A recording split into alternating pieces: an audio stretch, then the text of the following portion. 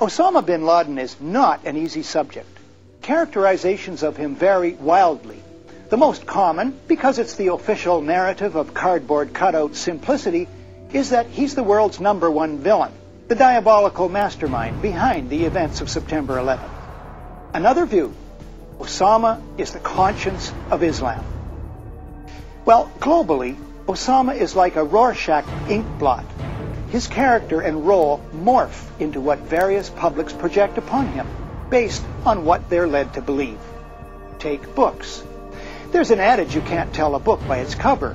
Maybe so, but you can tell it by its index. Bin Laden, the man who declared war on America, is by Joseph Bodansky, former senior consultant to the Pentagon and U.S. State Department. Bodansky explains a vast global conspiracy, it says in the foreword. The index entries on Bin Laden in this 440-page book run almost 2 pages. But there are just 4 references to the CIA, mostly brief, and they reveal nothing.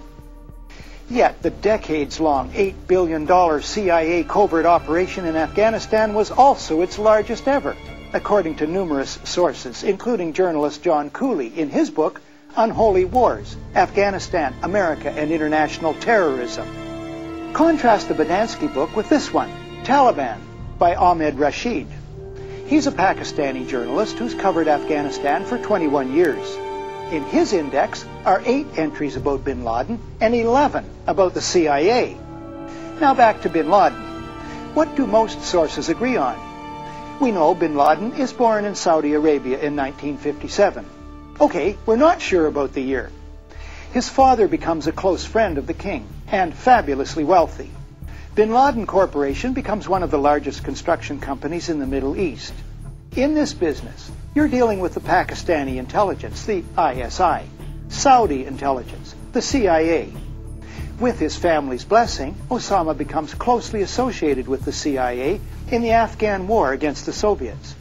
Bin Laden Corp, Ahmed writes, built major training camps for the CIA. In 1986, he helped build the Coast Tunnel Complex, which the CIA was funding as a major arms storage depot, training facility, and medical center for the Mujahideen. At this point, Bin Laden's story, like Stephen Leacock's horse, rides madly off in all directions. My questions: did he turn against the CIA? Maintain ties while making anti-American statements? Was he manipulated?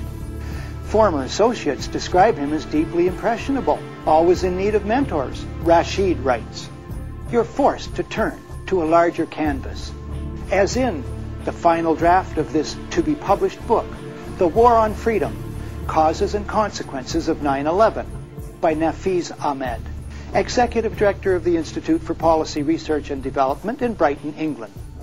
He's an Oxfam campaigner who specializes in writing international reports on human rights. News of his reports have been carried by Reuters, Associated Press, The Guardian, The Independent, The Jewish Chronicle, and the London Jewish News. Ahmed writes that Bin Laden is merely a piece in a chess game. The stakes of the game are the last of the world's oil reserves and the Bush administration's consolidation of power to pursue a drastic, unlimited militarization of foreign policy on a massive and unprecedented scale required by long-standing elite planning, while crushing domestic dissent and criminalizing legitimate protest. I believe that if we shrink from testing Ahmed's overview and accept only the headlines of the day, we will fail to see the forest for the trees. The USA helped recruit, train, and equip thousands of killer mujahideen in the anti-Soviet war. Ahmed's book and other evidence shows the recruiting of and training of terrorists, including those in Al-Qaeda, has continued for years.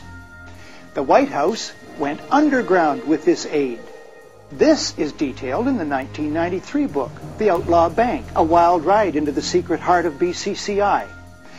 BCCI stands for Bank of Credit and Commerce International. It collapsed after exposure of its massive fraud and corruption. The book's authors are Jonathan Beatty and S.C. Gwynn. Beatty was an investigative reporter and senior correspondent for Time magazine. Gwynn, Time's economics editor and author of Selling Money. Further evidence of the long and deep involvement of the CIA in terrorism is found in the 1987 book, Crimes of Patriots, a true tale of dope, dirty money, and the CIA by Jonathan Whitney. Whitney, at the time, had been a Wall Street Journal reporter for 16 years. He wrote that neither the director of the CIA nor the deputy director had, in his career, shown any reluctance to shed American or foreign blood in covert military